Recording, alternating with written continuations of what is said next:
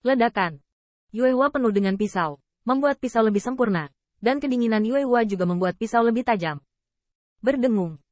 Bulan itu, Hua membungkus seluruh pedang ilahi, dan akhirnya dipadatkan dengan Sun dan Yao, dan matahari dan bulan terjalin untuk mendinginkan dan menyatukan bilah, mengungkapkan kekuatan ilahi aslinya. Pada saat itu, dunia dan matahari dan bulan bersinar bersama, dan matahari dan bulan bersinar bersama dengan cerah. Pada akhirnya, seperti dua cermin yang berputar, matahari dan bulan terkondensasi di tebing pedang dewa. Pisau sudah selesai. Matahari dan bulan bersinar bersama. Momen ini sepertinya sulit untuk dibagi siang dan malam. Dalam visi duniawi seperti itu, hanya tentara kekaisaran yang muncul. Banyak klan iblis berdiri bersama, dan di bawah pengaruh Yue Hua. Meskipun Dao Yin menghilang, mereka tidak merasakan penyesalan dan kekecewaan, tetapi puas dan dipenuhi dengan kekuatan ilahi. Tulin awalnya ingin pergi menonton, tapi tiba-tiba dia memikirkan sesuatu, tetapi dia berhenti, menghadap ke arah tebing gunung dan berjuang sampai akhir. Kakak Qin, diajar. 3 hari pembuatan pedang. Tetapi pengadilan iblis mendengar pedang Dao Ming naik dan turun. Ini jelas rahmat berkhotbah. Tu Tianshu juga membereskan pakaiannya dan membungkuk pada Qin Yichen di tebing. Terima kasih, Brother Qin, atas pencerahan Anda. Untuk sementara waktu, para penerima manfaat iblis yang telah mendapat manfaat besar tidak buru-buru berdiri dan menonton pedang, tetapi berlutut dengan satu kaki dan pergi ke upacara guru. Kakak Qin, diajar. Terima kasih, saudara, telah memperbaiki pedang dan berkhotbah. Suara Dao yang indah dari bengkel, menggema hatiku. Melihat Litu, dia bisa merasakan dengan jelas. Setelah mendengar suara Dao di bawah pohon selama 3 hari, ada banyak alam. Tetapi para murid yang hampir tidak bisa memahami Dao sepertinya menyentuh belenggu dengan samar. Qin Yichen membuat pisau, tapi dia membuat iblis kelompok pengadilan Litu Demon mendengar. Di bawah matahari dan bulan, bahkan Litu Du dengan sungguh-sungguh meninju. Yichen, Limou mendengar Dao Yin, menyaksikan pedang dan palu, dan menerima rahmat. Meskipun Litu adalah penguasa Qin Yichen, dia tidak berpikir bahwa guru menyatakan dirinya dengan rasa terima kasih saat ini, karena Qin Yichen memiliki rahmat untuk mengajarinya 3 hari ini. Setidaknya, dia harus terpuji kepada teman-temannya. Setelah mengucapkan terima kasih, Litu bergerak dan membawa beberapa murid ke puncak tebing. Pedang dewa melayang di depan Qin Yichen. Matahari dan bulan masih tersisa.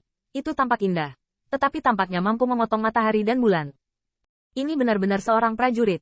Guru kecil memalsukan tentara kaisar dengan hormat ilahi. Apakah ini akan meninggalkan divisi? Menurutku, aku takut kalau guru termuda benar-benar murid terpendek di antara kita. Litu berpikir begitu. Aturan pertama yang dia tetapkan adalah untuk mencapai tingkat kaisar iblis.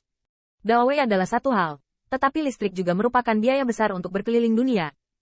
Dan maksud asli dari aturan ini adalah secara alami untuk berharap bahwa murid-muridnya memiliki kekuatan kaisar iblis, agar tidak disentuh oleh sayapnya. Tapi, aturannya sudah mati.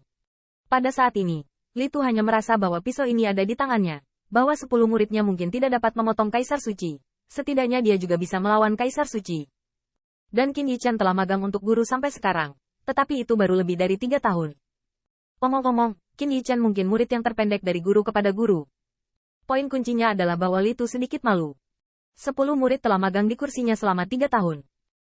Kecuali bahwa dia membawanya ke Tusanshu untuk berdoa memohon berkah, dia sepertinya tidak pernah mengajar Qin Yichen sekalipun. Namun, Litu juga sangat tidak berdaya. Karena dia berpikir untuk waktu yang lama, dan tiba-tiba merasa bahwa dia tidak mengajar, dia tidak perlu mengajar. Bukan saja dia tidak mengajar, dia bahkan tidak bisa menahan pedang untuk murid-muridnya. Meskipun Litu memiliki api Dao, api matahari tidak lebih buruk dari api Dao-nya. Terlebih lagi, bengkelnya telah tercapai, tetapi dia belum memasuki Tao. Litu tampaknya mengerti sedikit, mengapa ke-10 muridnya bersikeras menolak untuk membantu dirinya sendiri, mengatakan bahwa dia tidak perlu mengganggunya, tuannya. Pada kenyataannya, apakah dia takut membantu dirinya sendiri? Tanda seru. Pada saat ini, saya melihat beberapa orang dari Ziyun juga datang bersama, melihat pedang ilahi. Mata naga Ziyun menyala. Pisau yang bagus. Bos, kapan kamu akan menempa nyanyianku? Saya melihat pisau itu panjang dan sempit, dengan panjang 5,5 kaki, dan pegangannya 6 kaki. Ziyun ingat bahwa ini harus 1 kaki lebih pendek dari bilah harimau putih. Namun, ini bukan karena Qin Yichen tidak cukup baik, tetapi karena bilah macan putih mengembun ganas dan ketajaman macan putih, sehingga bilahnya sangat panjang. Tentara kekaisaran 6 kaki hari ini bahkan tidak bisa mengambil kekurangan. Brother Wuming, bukankah kamu mengatakan itu setelah bos Dao berhasil? Apakah kamu ingin berdiskusi dengan bos? Ziyun menepuk pundak tanpa nama dan tertawa. Apakah kamu sekarang berpikir bahwa pedangmu bisa mengalahkan pisau bos? Anonim menggigit bibirnya. Dia harus mengakui bahwa pedang ini lebih baik daripada pedang tanpa bayangannya jika dia berbicara tentang pedang prajurit. Meskipun Wu Ying berada di Tosat Hammer Pavilion, telah kehabisan banyak harta. Tetapi pisau ini telah melebur banyak harta Kaisar Ilahi dan Kaisar Iblis. Ditambah dengan temperamen matahari dan bulan, darah naga tersegel. Namun, bagaimanapun juga, keberadaan Wu Ming didasarkan pada pedang, dan jantung pedang bahkan lebih tak tertandingi.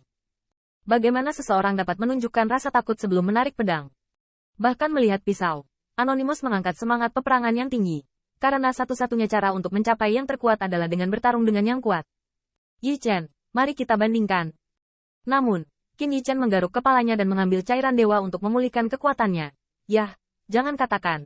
Tunggu pisauku untuk bersaing lagi. Tapi sekarang, pisauku, belum dibuat. Begitu kata-kata itu keluar, senyum tanpa nama itu tiba-tiba membeku. Belum disempurnakan. Kalimat ini bahkan membungkam semua saudara yang siap memberi selamat kepada Qin Yi Chen. Selamat, tentu saja selamat untuk Dao Sheng. Tapi sekarang, pisaunya belum dibuat. Senyum di wajah Tulin dan iblis lainnya berubah menjadi kesalahan kejutan. Adik, Anda sudah menjadi pedang. Ini sudah menjadi prajurit kekaisaran, belum disempurnakan. Apa tepatnya yang ingin dilakukan adik lelaki itu? Tu Jiner bersandar di depan pisau dan melihat ke atas dan ke bawah. Adik, apalagi yang belum kamu lakukan? Namun, baik Ziyun Yizong, atau Tulin dan saudara-saudara lainnya, bahkan Litu, tidak bisa melihat niat Qin Yi Chen. Karena mereka tidak dapat dibandingkan dengan Qin Yi Chen pada bengkel alat tempa, aneh untuk menebak pikiran yang terakhir. Qin Yi Chen berkata sambil tersenyum, ini hanya langkah terakhir. Tapi, dapat dikatakan bahwa ini baru permulaan. Begitu komentar ini keluar, Brother Tulin dan yang lainnya bahkan lebih terkejut. Bagaimana langkah terakhir dan awal hanya mengejar? Pada saat kejutan, monster kelompok menjadi semakin penasaran tentang seberapa kuat pedang Qin Yi Chen. Aku sudah menjadi prajurit kekaisaran sekarang, jadi tidak mungkin. Yi Chen ingin berlatih prajurit pedang. Li Tu memikirkan hal ini, tetapi tiba-tiba menggelengkan kepalanya. Mustahil. Bumi macam apa itu prajurit Tao? Kondisi pertama untuk menyempurnakan tentara Dao adalah tingkat kekuatan pandai besi, mencapai Dao Jun. Meskipun dia sudah terkesan dengan 10 muridnya, bahkan setelah mempertimbangkan apakah akan menggunakan teman atau murid Tao, Li Tu merasa bahwa Qin Yi Chen tidak bisa melewati celah ini.